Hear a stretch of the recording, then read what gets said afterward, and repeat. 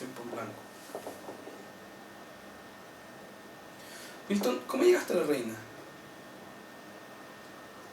Cuando yo terminé mi formación,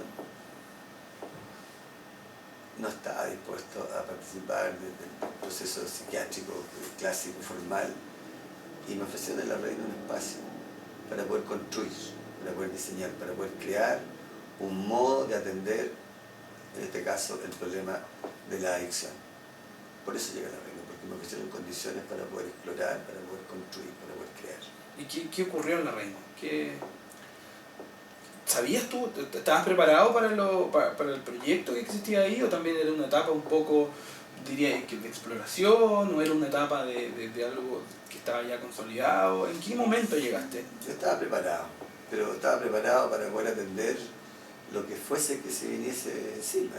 Mi preparación consistía en yo mantenerme en mi posición y poder recibir los elementos. La forma no estaba preconcebida, sino que fue generándose ahí la interacción con los profesionales primero, con las autoridades del minuto, y después con los jóvenes, con su familia. Se fue construyendo, se fue dando una realidad en la medida que fuimos recibiendo los síntomas, los cabros con problemas de adicción, y después fuimos recibiendo su familia, fuimos recibiendo sus contextos, y nos dimos cuenta que estaba evidentemente todo articulado, o sea, era todo un fenómeno. ¿Había una misión previa de lo que debería ser, para que la redundancia, la misión de este centro? ¿O fue más que nada una etapa de aquí necesitamos explorar un poco?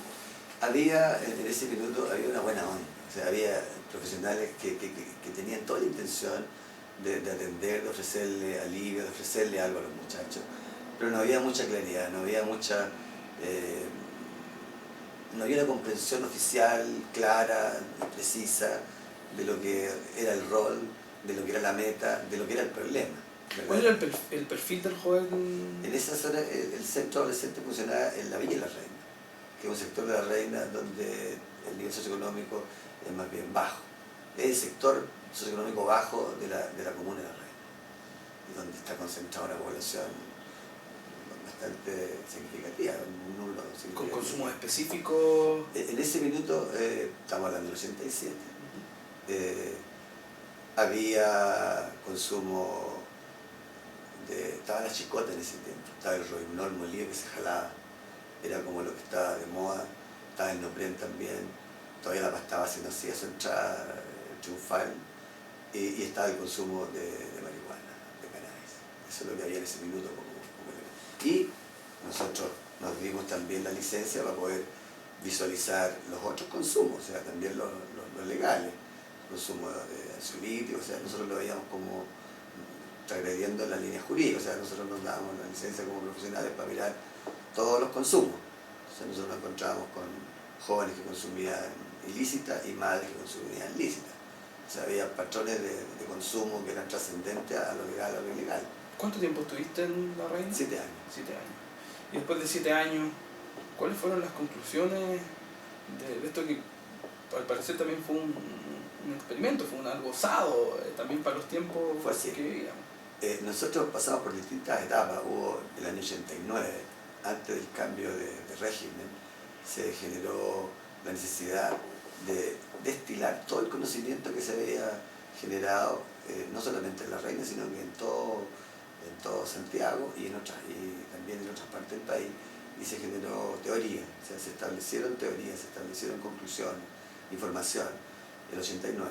Con esa información y con la experiencia, finalmente nosotros, después de los 7 años, concluimos que la gran tarea para poder proponer algo realmente, proponer algo efectivo, pasaba por modelar maneras de funcionar, y para eso nosotros nos concertamos casi todos los profesionales del servicio. Estábamos en consultorio, colegios, directores, hasta la Corporación de Desarrollo estaba concertada para poder trabajar sobre el desarrollo de un modelo más lúcido, más consciente, especialmente los que tenían autoridad en la comunidad.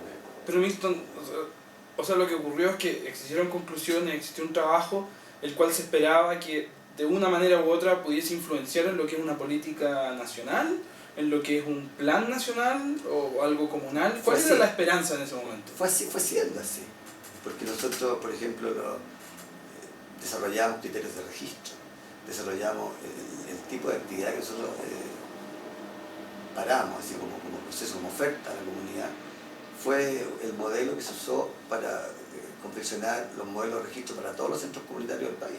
En ese minuto eso fue así, con los ajustes que se hicieron a nivel central, pero nosotros fuimos una fuente importante para poder generar el trabajo que con el tiempo después, a mi juicio, se revitalizó y se consultorizó de nuevo la atención. Nosotros teníamos actividad comunitaria, donde la comunidad tenía un rol protagónico. Nosotros participativo en el fondo. No, tan así, ¿no? Como sí.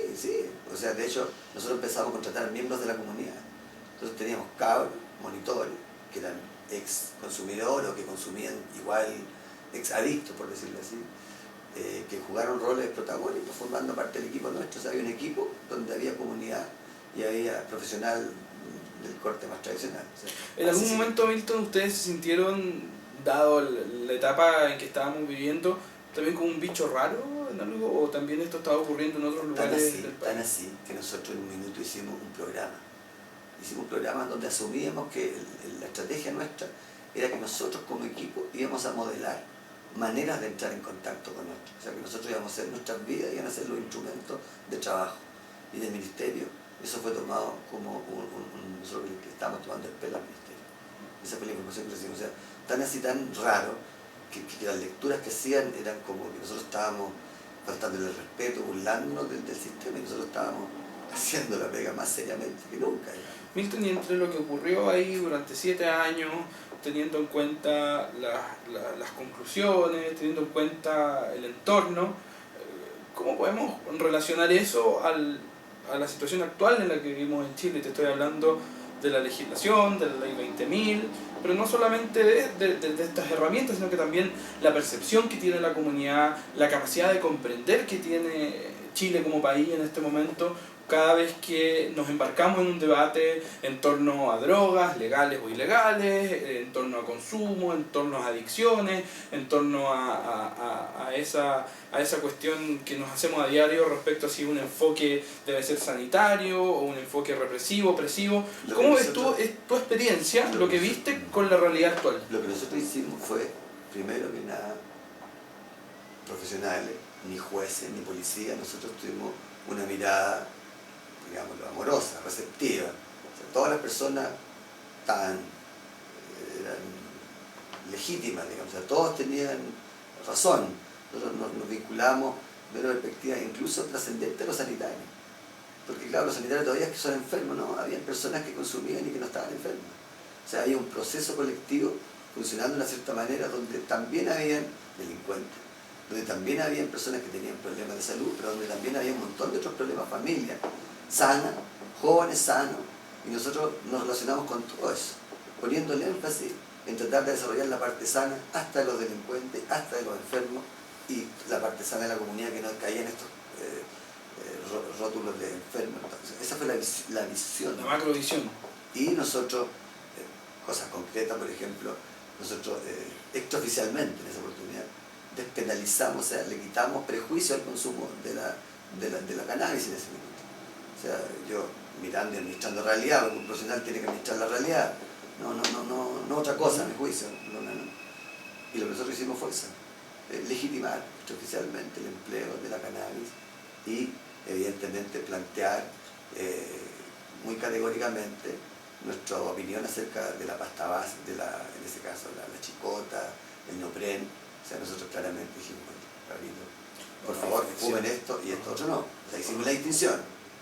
Ahora, eso es lo que desde el punto de vista que nosotros... Sí, pero volviendo un poco a la situación actual, o sea, pareciera que el discurso en torno a visiones más pragmáticas, a visiones basadas en la evidencia, a visiones basadas en la ciencia se ha abierto un poco, yo diría en estos últimos 2 años, pero al mismo tiempo parece que estamos muy lejanos de que podamos comprender todo estos eventos o esta situación de una manera tan abierta como la que ocurrió durante esos 7 años en La Reina. O sea, si tú me estás hablando del uso de la cannabis en comparación con otras drogas, que sea un uso tolerado de cierta manera, e incluso ir más allá, despenalizado. O sea, todos sabemos que aquí en Chile el consumo en privado no es ilegal.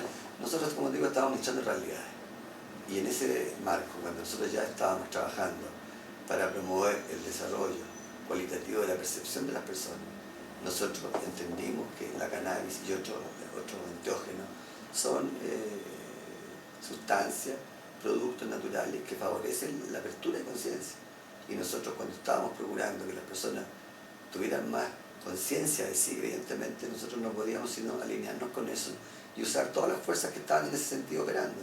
Y una de las que estaba operando era la cannabis en ese minuto. Y a nosotros nos pareció razonable facilitar, legitimar extraoficialmente el asunto, y eso generó procesos que el otro día cuando estábamos ahí con el senador, el principal temor que tenía él era la reacción de la gente cuando uno entraba con una política más blanda.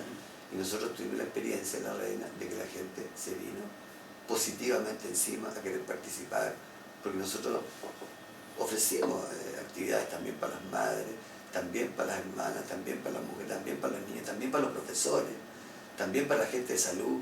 O sea, nosotros empezamos a nivel institucional como a hacer la conciencia del servicio público en la comuna. Nosotros empezamos a ejercer esa labor y a ofrecer servicios de esa manera, o sea, entregando información, devolviendo información, abriendo posibilidades, abriendo oportunidades, legitimando situaciones. Eso fue lo que nosotros hicimos. De hecho, si se concretó,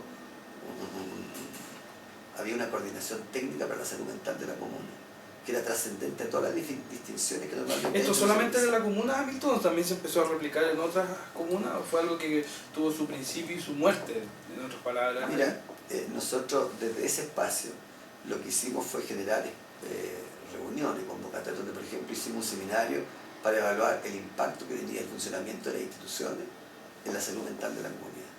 Nosotros hicimos seminarios sobre esas materias.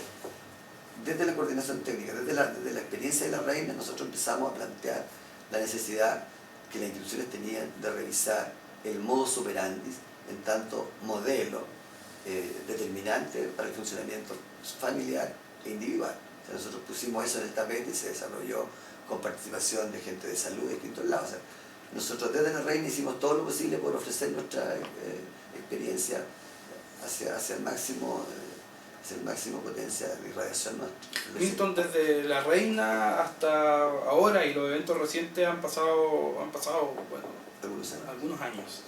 ¿Qué ha pasado entre medio? En resumidas cuentas, o sea, también me imagino que desde lo que tú viviste en La Reina, de lo que tú lideraste en La Reina, ha existido algún proceso de aprendizaje, algún proceso de que a lo mejor tu visión respecto a las drogas, al consumo, a las adicciones, en términos generales, ha cambiado o ha mejorado o se ha perfeccionado.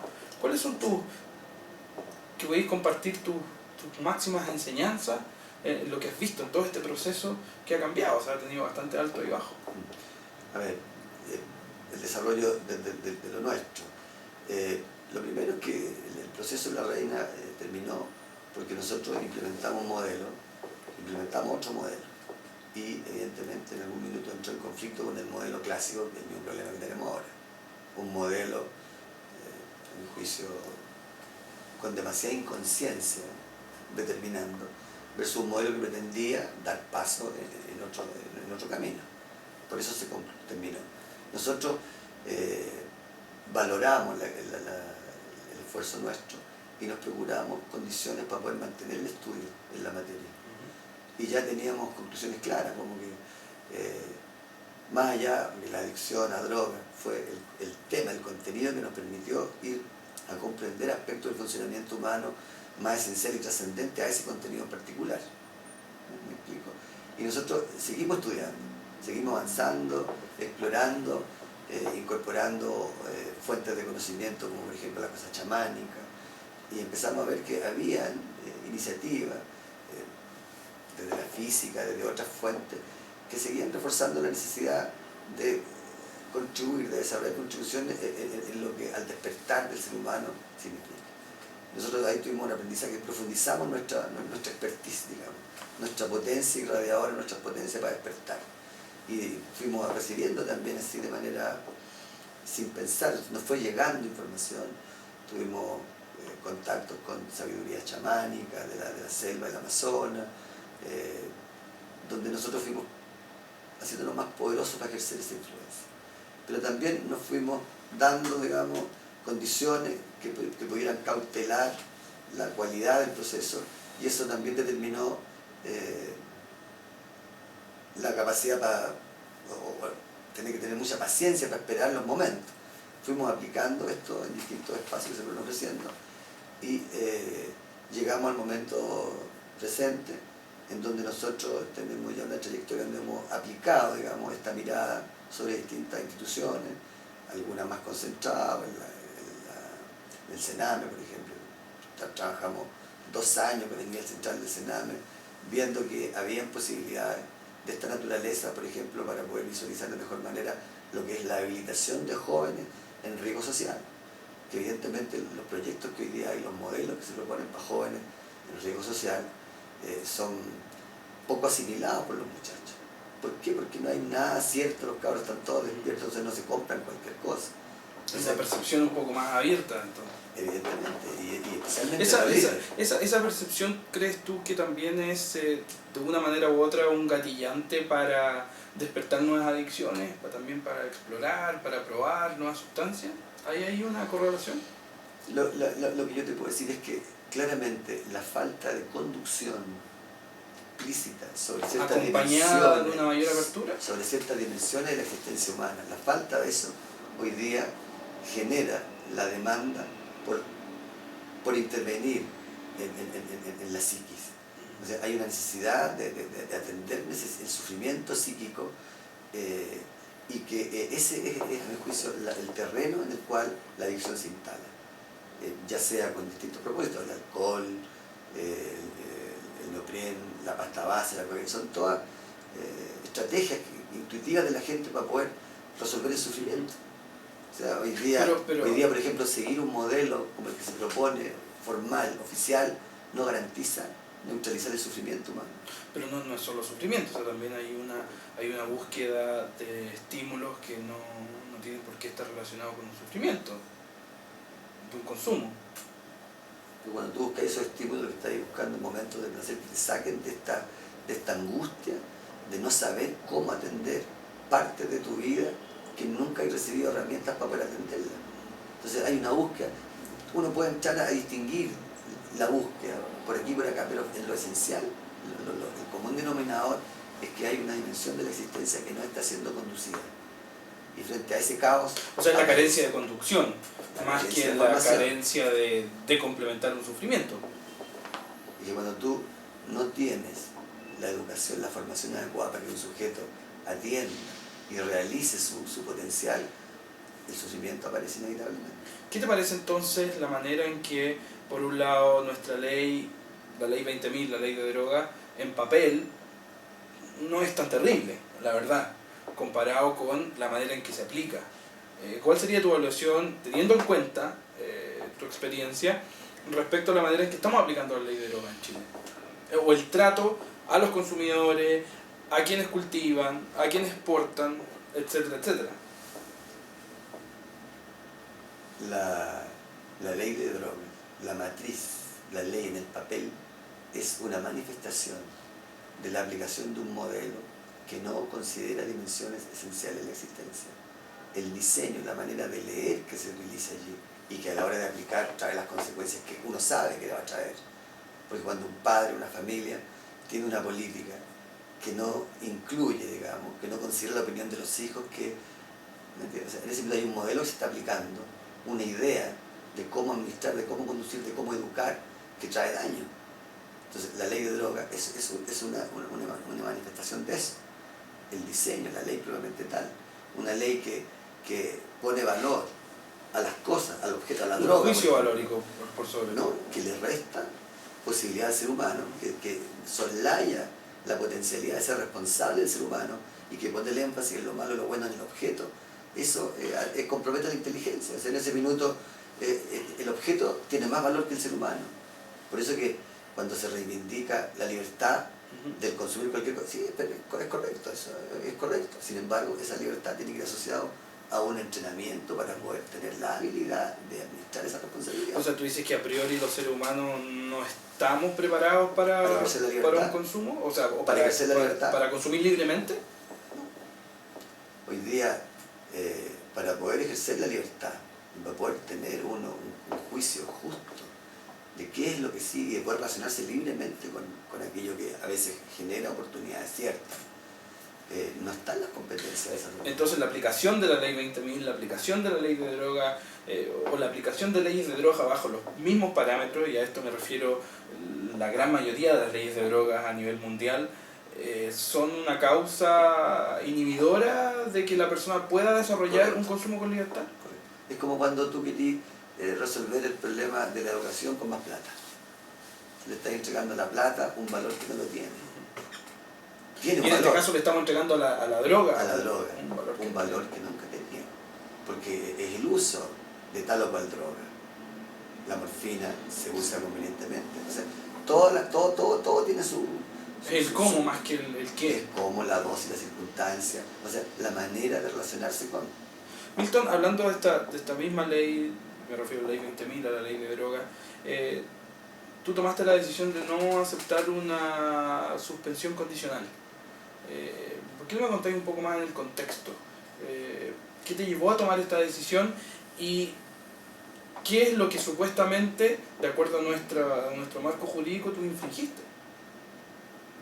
¿Cuál es el vértice ahí?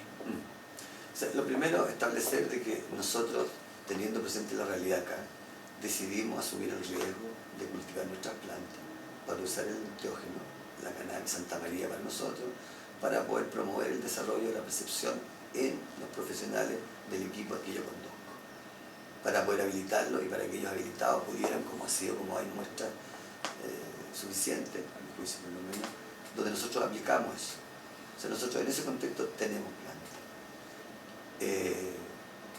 Y nosotros sostenemos, yo sostengo que nosotros estamos asumiendo ese riesgo para poder atender una necesidad pendiente en la sociedad. Yo soy un profesional que viene trabajando sobre el tema y que a mi juicio el punto o el problema central es justamente el insuficiente desarrollo perceptual. Pero disculpa que te interrumpa, en el solo simbolismo, en el solo momento, en el solo hecho, en que a ti te indican, te aíslan, te acusan de cierta manera de cometer un acto ilegal por el hecho de plantar, ¿no te sientes tú tratado como el trato que debería recibir o que recibe un delincuente? O sea, yo creo que hay que distinguir. Yo entiendo en la lógica la reacción del fiscal y del carabinero. Yo entiendo que ellos están usando y la inercia los lleva a seguir usando lo mismo. La diferencia la hacemos nosotros sabemos que eso no es así. Sabemos que estamos haciendo una contribución. Sabemos probablemente también que nosotros tenemos un pendiente. A mi juicio somos los profesionales los que no hemos puesto la información suficientemente de manera adecuada para nutrir, digamos, el conocimiento que hoy día opera. O sea, yo creo que Carabineros, esto es por ignorancia, es porque, y creo que en ese tema es más responsabilidad parte nuestra, de lo que tenemos que poner esa información en la mesa. Pero visto en el momento que a ti el fiscal te ofrece una suspensión condicional, ¿qué pasa por tu cabeza entre las dos opciones? ¿Aceptarla o no aceptarla? ¿Y por qué no la aceptas? O sea, porque claro, lícitamente no comparto el juicio que él hace. Y yo pero no es el juicio de él, es el juicio de una legislación. Sí, pero él le encarna. Y yo le muestro a él en realidad que está equivocado. Que lo que está haciendo es un error y que la ley 20.000 es un error. Y que yo, claro, yo estoy recién teniendo el juicio y gracias al papel que él hace, porque a mí el que el fiscal me ponga en esta posición me da tribuna para poder estar diciendo lo que estoy diciendo. O sea, yo en algún momento vamos a terminar agradeciendo a los carabineros y al fiscal porque nos está facilitando tener tribuna para poder plantear esta materia. Porque efectivamente, como te digo, creo que aquí hay un pendiente que tiene que ver con el aporte profesional sobre la materia. O sea, en términos generales, no solamente hablando de tu caso puntual, sino que generalizando un poco el caso de miles de personas que en este país son detenidas por cultivo, y te estoy hablando del cultivo para uso, para fines personales, ya sean fines medicinales o fines recreativos, fines informados o desinformados, da lo mismo. ¿Crees tú que ahí también hay una injusticia que va por sobre tu caso personal? Evidentemente, yo creo que yo hablaría más de ignorancia, porque en la base de todo está la ignorancia, como la falta de información. La injusticia es una consecuencia que surge por la aplicación de una norma mal planteada, y evidentemente que es como familias como las medidas absurdas que toma un papá a veces para castigar a un hijo que se portó mal en vez de tratar de recibir y entender qué es lo que pasó por su cabeza para hacer lo que hizo. Es como lo mismo, una reacción a mi juicio por desesperación, porque no hay información para hacer otra cosa. No se sabe qué más hacer porque el problema es tan tremendo que se viene encima y la gente trata de hacer lo que... Es una reacción desesperada en el fondo, claro, no saber cómo lidiar con el problema. No comprender qué está pasando. Se crea una barrera en el fondo, en la que es más fácil decidir para un lado y el otro. Al final claro, termináis degradándote para controlar algo por no saber cómo mejorar. ¿Crees tú que por sobre del tema puntual que estamos hablando de consumidores o cultivadores que se puedan sentir criminalizados, también el enfoque que le estamos dando está trancando de cierta manera el desarrollo más abierto de la comprensión que podríamos tener respecto a las drogas? Con certeza, y no solamente respecto a las drogas. Con certeza también respecto al problema de desencuentro que tenemos con las etnias, el problema de educación, el problema ecológico. O sea, a mí me parece que la falta de conciencia, la falta de capacidad del ser humano para entrar en contacto con la vida propiamente tal, le compromete la posibilidad de una comprensión, de entender que en realidad la actitud tiene que ser otra. Pero es difícil que por portarse bien tan solo la gente pueda desarrollar de manera sostenida una actitud diferente. O sea, con certeza se refuerza la ignorancia y a pesar de tener toda la información que hay respecto a la ineficacia de la medida, se sigue operando. Es como un cabro que se sigue portando mal, el papá sigue haciendo más de lo mismo y el cabro se sigue portando mal, el papá sigue pegado en lo mismo. Porque el papá él no ha revisado qué de la reacción del cabro tiene que ver con su actitud, con la actitud del papá. En este caso, un paso un poco más allá en el fondo. Que o sea, mucho y eso tiene que ver cambio de modelo. Cuando hay un cambio de modelo, el papá se ve también, él es capaz de supervisarse, de metanivelizarse y de tenerse también en la pantalla y ser otro de los elementos que él analiza. Eso es cambio de modelo. Claro, ese ya apuntamos. Es un cambio de paradigma. Eso es lo que apuntas tú también, o sea, con esta decisión, que en el fondo estás dispuesto eso es lo que estamos queriendo reivindicar. Porque en este minuto que se haya algún problema es la insuficiente conciencia, es la conducción de un país desde un nivel de conciencia insuficiente para comprender la realidad. Ese es el problema que tenemos. Y que no es de este color, que viene hace rato. Y a mi juicio, hoy día concurren variables que son trascendentes incluso a la especie, variables planetarias, que están determinando la exigencia de un salto cualitativo, evolutivo en la especie. Eso es lo que está, ese es el punto, ese es el tema. Bueno, Milton, vamos a seguir atentos a ver qué pasa, no solamente con esta oportunidad, en el fondo que se ha dado, para profundizar un poco la comprensión que requiere este debate, especialmente en un año que, como lo comentábamos hace un rato, no solamente a nivel nacional, sino que a nivel internacional el debate se está abriendo un poco más.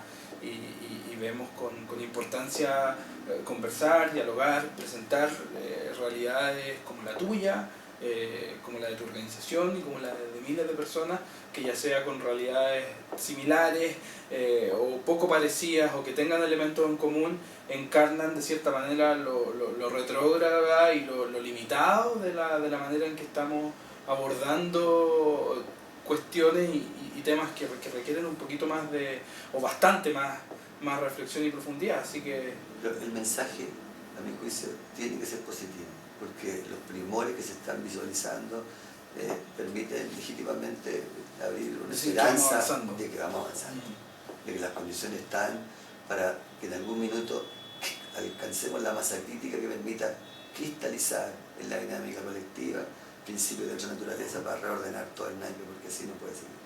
Perfecto. Gracias, Milton, y seguiremos atentos a lo que pasa en las diferentes portales y páginas. Yo creo que vamos a ir informando también cómo podemos complementar este debate basándose en las experiencias que nos toca a cada uno. Gracias. Gracias.